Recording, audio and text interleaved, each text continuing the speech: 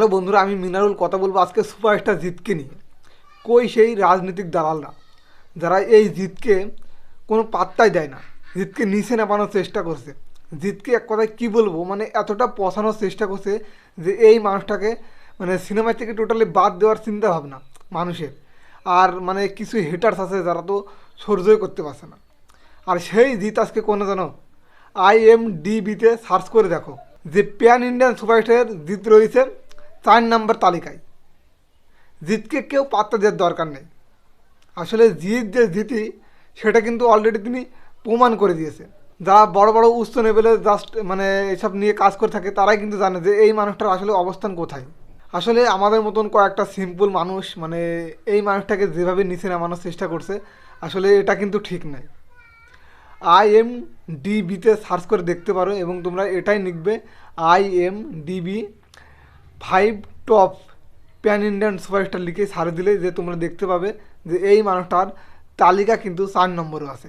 তো এটা নিয়ে অলরেডি আমার কোনো ভিডিও বানানোর কোনো ইচ্ছা ছিল না, তো অ্যাকচুয়ালি এটা আমি নিজে সার্চ করে যখন দেখলাম সেটা দেখে তো আমি অবাক। আর কিছু মানে আবাল মার্কা ফ্যান ফলোয়ার আছে অন্য অন্য হিরোদের, তো তারাই কিন্তু জাস্ট এই মানুষটাকে এইভাবে নিচে না পায়।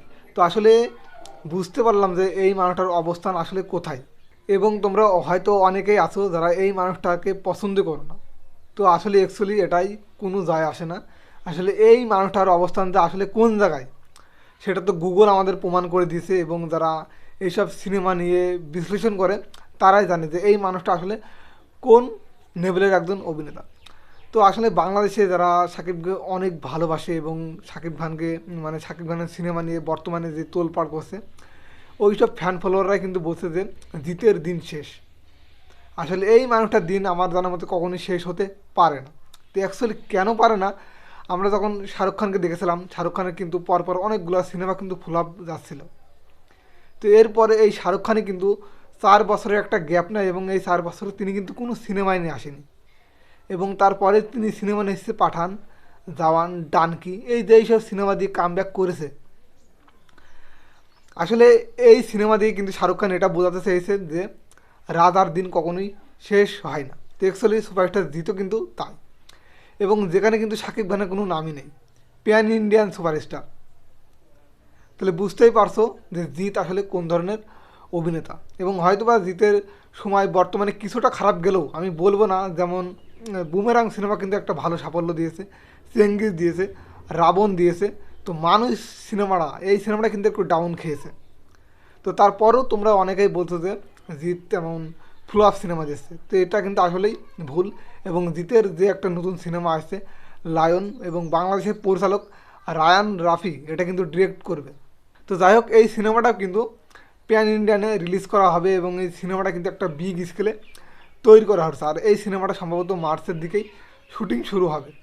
তো যাই হোক, তোমাদের শুধু এটা বোঝালাম যে এই মানুষটা আসলে কোন ধরনের একটা অভিনেতা, যার নাম প্যান ইন্ডিয়ার একটা তালিকায় থাকে, তাকে কিভাবে ছোটো করো, তাও 4 নম্বরে। বুঝতেই পারছো। তো তোমরা যারা জিতকে পছন্দ করো না, তো জাস্ট একটা কিছু যায় আসে না। শুধু তোমাদের টার্গেট করে এতটুকুই বলবো যে তোমরা এই মানুষটার কিচ্ছু করতে পারবে না। যতই নিচে নামানোর চেষ্টা করো না কেন, কিচ্ছু করতে পারবে না। প্যান ইন্ডিয়ান সুপারস্টার, বুঝতে পারছো?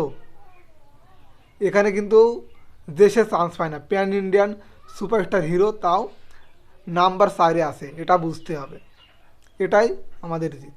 তো যাই হোক, ভিডিওটা কেমন লাগলো জানি না। যদি ভালো লাগে অবশ্যই লাইক কমেন্ট শেয়ার করো। চ্যানেলে নতুন হলে চ্যানেলটাকে সাবস্ক্রাইব করো। আজকে পর্যন্ত আবার দেখা হবে নতুন কোনো এক ভিডিওতে।